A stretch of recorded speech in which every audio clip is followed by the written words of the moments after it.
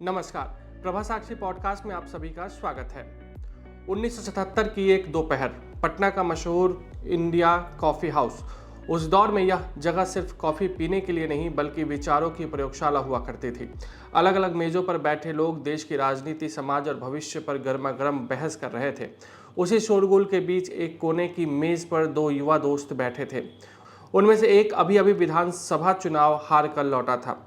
चर्चा का माहौल इतना तीखा था कि अचानक वह युवक गुस्से में मेज पर मुक्का मार देता है और लगभग ऐलान करते हुए कहता है, देख लेना, एक दिन मैं बिहार का मुख्यमंत्री बनूंगा, सत्ता हासिल करूंगा, चाहे कुछ भी करना पड़े, लेकिन जब सत्ता मिलेगी तो काम भी अच्छा करूंगा। उस वक्त शायद वहाँ बैठे ज़्यादातर लोगों ने इस बात को एक हार चुके युवा की भावनात्मक प्रतिक्रिया समझकर नज़रअंदाज कर दिया होगा। मगर इतिहास की दिलचस्प कहानी यही है कि कभी कभी ऐसे अनसुने वाक्य भविष्य की हकीकत बन जाते हैं। करीब 24 साल बाद 3 मार्च 2000 को वही युवक बिहार के राज्यपाल के सामने खड़ा था और शपथ ले रहा था, मैं नीतीश कुमार श्रद्धापूर्वक और शुद्ध अंतःकरण से बिहार राज्य के मुख्यमंत्री के रूप में अपने कर्तव्यों का निर्वहन करूंगा। यह कहानी उस नेता की है जिसने पिछले 2 दशकों में बिहार की राजनीति को कई बार नई दिशा दी है। ऐसा नेता जिसके राजनीतिक अंत की भविष्यवाणी कई बार की गई, लेकिन हर बार वह किसी नए समीकरण के साथ सत्ता के केंद्र में लौट गया। बिहार की राजनीति में ऐसा शायद ही कोई दूसरा चेहरा हो जिसने इतने उतार चढ़ाव देखे हों और फिर भी अपनी जगह बनाए रखी हो। दिलचस्प बात यह भी है कि नीतीश कुमार की राजनीतिक यात्रा किसी सीधी रेखा की तरह नहीं है। उनके शुरुआती दिन संघर्ष और असफलताओं से भरे थे। उन्होंने अपने पहले 2 विधानसभा चुनाव हार गए हुए थे। एक समय ऐसा भी आया जब उन्होंने राजनीति छोड़ देने तक का मन बना लिया, लेकिन हालात अचानक बदले। उन्होंने नई राजनीतिक राह चुनी, अपनी पहचान बनाई और धीरे धीरे बिहार की सत्ता तक पहुंचने का रास्ता तैयार कर लिया। उनके जीवन की दिशा उस समय भी बदली जब उनके पिता, जो कांग्रेस से जुड़े थे, को पार्टी ने टिकट देने से इनकार कर दिया। उस अपमान ने बेटे के भीतर एक नई राजनीतिक चेतना पैदा की और वह समाजवाद की विचारधारा की ओर मुड़ गए। लोहिया का समाजवाद, जेपी का समाजवाद। समय के साथ साथ नीतीश कुमार की राजनीति भी कई मोड़ लेती रही। एक समय ऐसा आया जब उन्होंने गुजरात के तत्कालीन मुख्यमंत्री और प्रधानमंत्री पद के दावेदार नरेंद्र मोदी के साथ मंच साझा करने से इनकार कर दिया। उन्होंने उन्हें सांप्रदायिक बताते हुए भाजपा से 17 साल पुराना गठबंधन तक तोड़ लिया।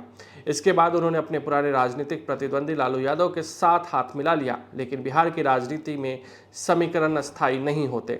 समय के साथ गठबंधन बदले गए और दोस्त दुश्मन की परिभाषा भी बदलती रही। दरअसल नीतीश कुमार को बिहार की राजनीति का ऐसा खिलाड़ी माना जाता है जिसके पास अपनी सियासी बंदूक तो होती है, लेकिन चुनावी मैदान में कारतूस अक्सर सहयोगियों से लिए जाते हैं। यानी वह परिस्थितियों को भांपकर गठबंधन बदलने की क्षमता रखते हैं। यही वजह है कि कई बार ऐसा लगा कि अब उनका राजनीतिक सफर खत्म होने वाला है, लेकिन कुछ समय बाद वही कुर्सी फिर किसी न किसी रूप में उनके पास लौट आई। इस स्थिति को समझने के लिए लोग अक्सर 2007 की फिल्म पार्टनर का एक दृश्य याद करते हैं जिसमें गोविंदा का किरदार कहता है, मेरा साइज ही ऐसा है कि किसी भी साइज के कपड़ों में फिट हो जाता है। बिहार की राजनीति में भी कई लोग यही कहते हैं कि नीतीश कुमार की राजनीतिक शैली कुछ ऐसी है, जहां मौका मिले वहां खुद को फिट कर लेना होता है।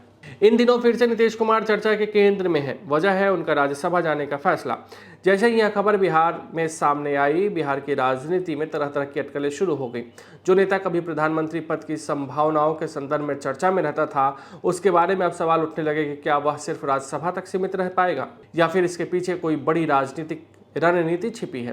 राजनीति में संकेतों का महत्व बहुत ज़्यादा होता है। यहाँ अधूरी जानकारी से भी पूरे निष्कर्ष निकाल लिए जाते हैं, इसलिए हर बयान, हर तस्वीर और हर फैसले नए सवाल पैदा करते हैं। अगर थोड़ा पीछे जाए तो 2020 के बिहार विधानसभा चुनाव का एक दृश्य याद आता है।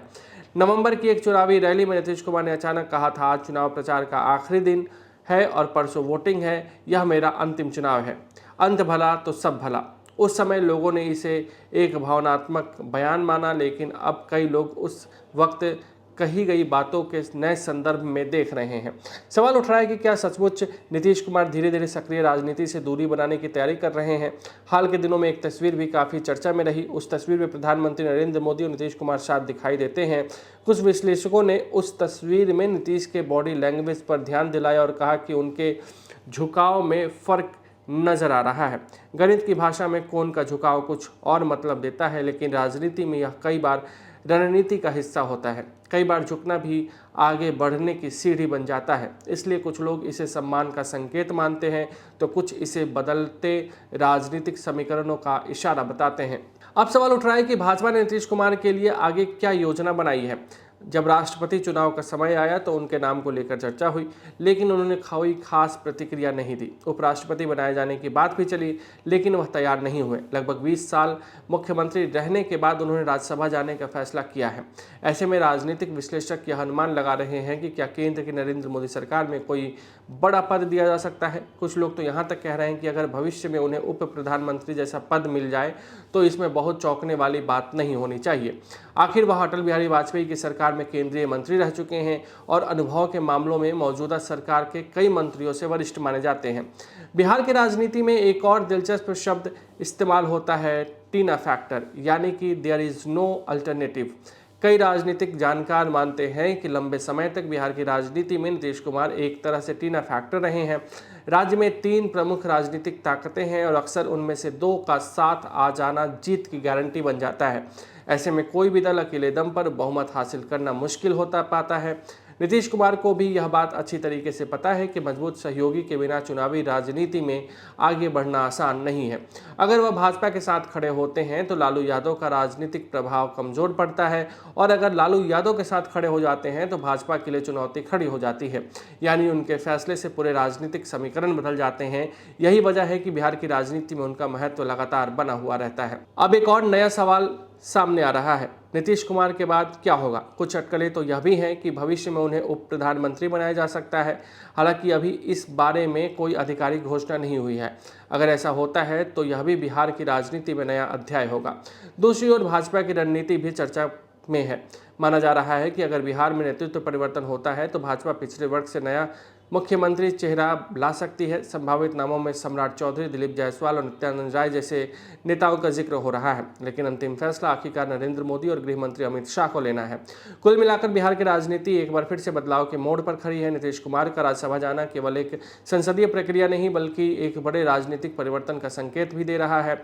आने वाला समय में यह देखना दिलचस्प होगा कि यह कहानी किस दिशा में आगे बढ़ती है। क्या यह किसी नई भूमिका की शुरुआत है या फिर लंबे राजनीतिक अध्याय का समापन। बिहार की राजनीति में अगर इतिहास ने कुछ सिखाया है तो वो यही है कि यहाँ अंतिम निष्कर्ष निकालने में हमेशा थोड़ा समय लगना चाहिए, क्योंकि यहाँ कई बार अंत भी एक नई शुरुआत साबित होता है। आज के लिए इतना ही। अगले पॉडकास्ट में किसी और मुद्दे पर देंगे विस्तृत जानकारी। जुड़े रहिए प्रभा साक्षी के साथ।